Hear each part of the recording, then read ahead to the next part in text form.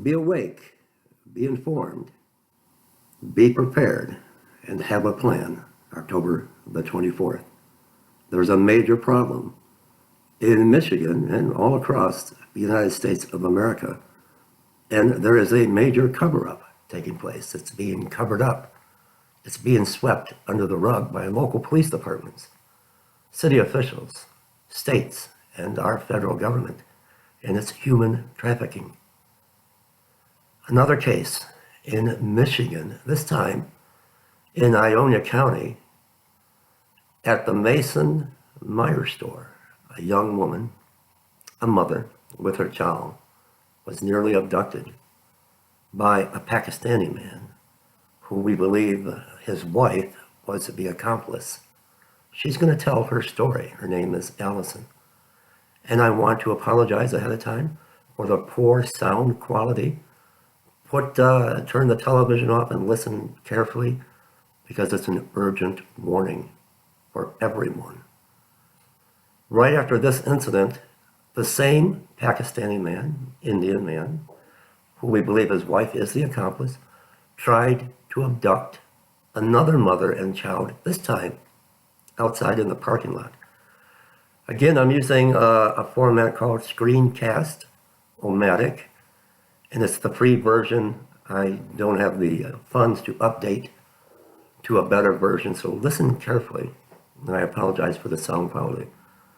Be prepared. There is a massive cover-up taking place. I've got a viewer that left a comment on one of my videos, and hey, I never thought about this. What if the cover-up is to have all of these people, all of these women, young girls, mothers, children, abducted to introduce the RFID microchip, mark of the beast, saying, well, we can track your wife. Now we'll be able to track your child. What a way to introduce the RFID chip. Listen carefully. Here is Allison's story.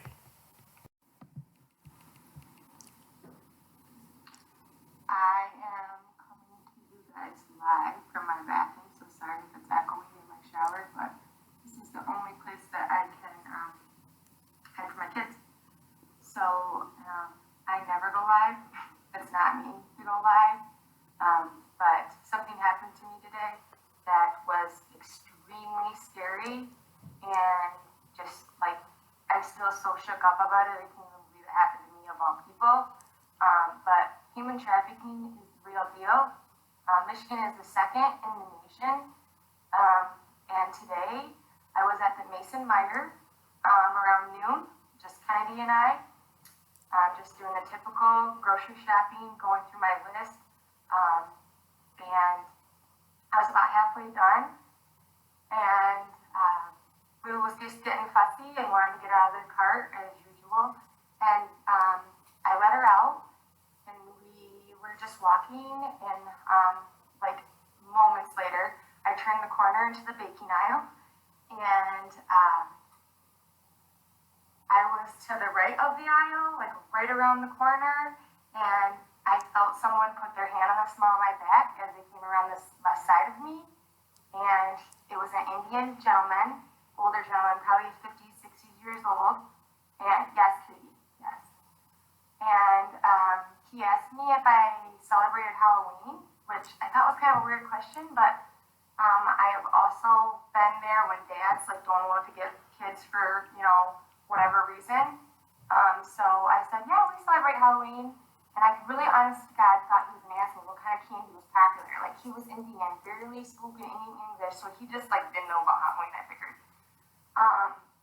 And he started to tell me about how he had heard that something about fire and hell and blah, blah, blah, but I could not really understand him. And he said something about seeing 3 pumpkins on one side and 10 on the other, and that is the devil's number 13, and fire and hell and blah, blah, blah, blah, blah. And this whole time, he's fidgeting in his pocket and inside of his coat. Looking back now, I think he was just looking for his needle to stab me with something to get me out of the store.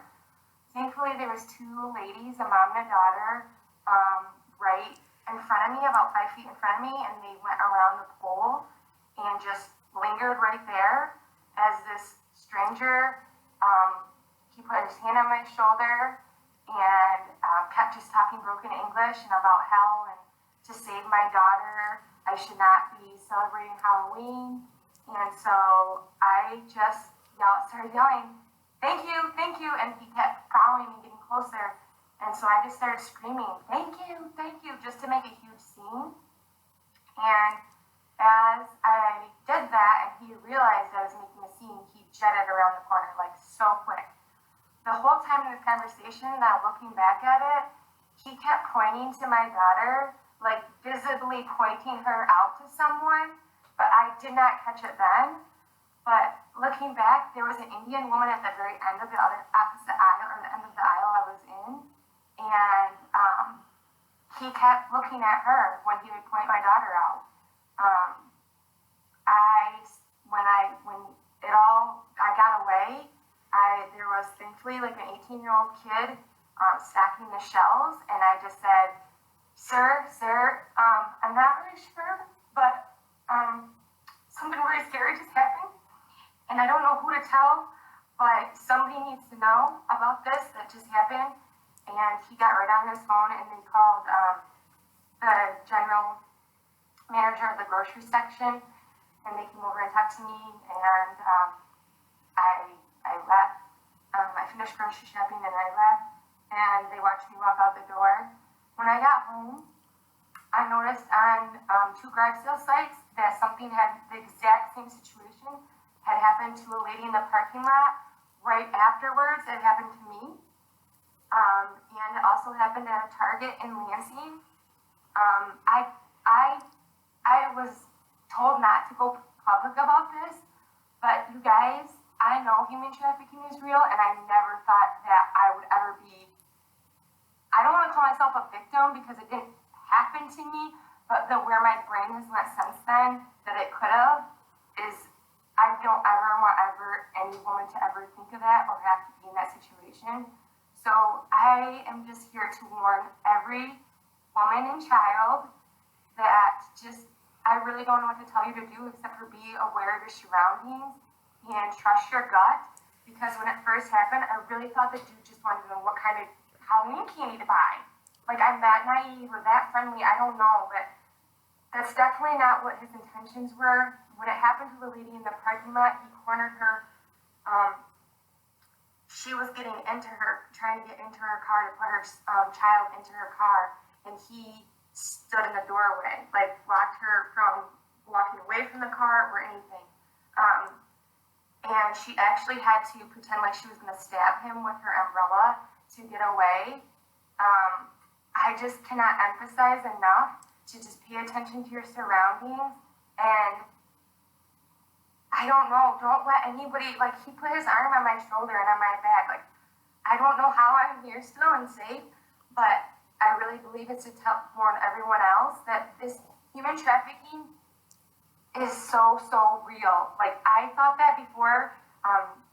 Tom and I have talked about it before. We've talked about it with our parents. But the Meijer is literally right off a highway exit.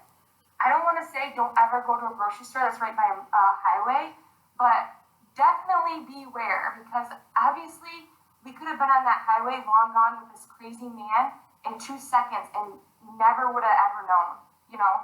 So I just want to share my experience in that I never thought I would ever be in that kind of situation, ever. I'm smart. I'm not dumb. I know that's a problem. But even in these little tiny towns, which is, I think, is why it's even bigger of a problem, because you're so comfortable in a small town, in a small little Meijer, that you never even think about it. But we literally were seconds away from not being here anymore. I believe in my whole heart. Like, going back, there were so many red flags that if I just wouldn't have been thinking, oh, this guy just wants to know about Halloween candy. He did not care about Halloween candy at all. He was telling me to save my daughter from the devil, as he's like specifically pointing her out to someone.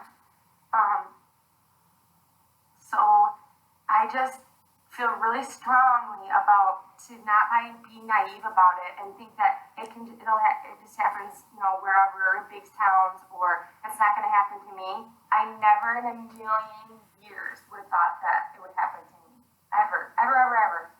So just please, please, please be aware of your surroundings and watch out for others. Thank God there was 2 other women in the aisle with us, or I believe if we were in the aisle alone, we would not be here today. So, or maybe not in my comfort of my own home. So, please be aware. Please watch for anything. If it seems weird, make a scene. Who cares how stupid you look? I probably look like a fool in that aisle. But if that saved my daughter's life and mine, I'll look like a fool every day, all day long. Like, who cares? It does not matter. Even in a little Meijer in a little town, like, be aware. I can't stress it enough. Just be aware. I'm like already thinking ahead. Like, obviously, I'm gonna carry pepper spray. I even thought, like, I always shove my keys to the bottom of my purse, and I'm gonna keep them at the top because you can easily grab them and stab somebody in the eye. I know that sounds so horrible, but like, if that would save my life and my daughter's life, then obviously that's what I'm gonna do. I just really, really want everyone to be aware. I feel like I'm repeating that over and over, but you have no idea how, like, surprised and scary it was. And now looking back, like, thank God he did not stab me with whatever drug that is. I've heard of that you're still coherent. It's just you willingly walk out the store with this person. He had his hands on my shoulder and on the small of my back twice. And I just am so thankful that we made it home. I probably will never go that Meijer ever again. Not that to say it would happen again, but just the fact that it was so traumatic to me. I don't want to say to always be with somebody else, because I know that's not possible, especially if you're a stay-at-home mom or a work-at-home mom like I am. But just be aware and be prepared and know your surroundings. Thanks for watching. Spread this video around, share this out, subscribe to my channel, have a plan, be ready, be awake, and be prepared. God bless you.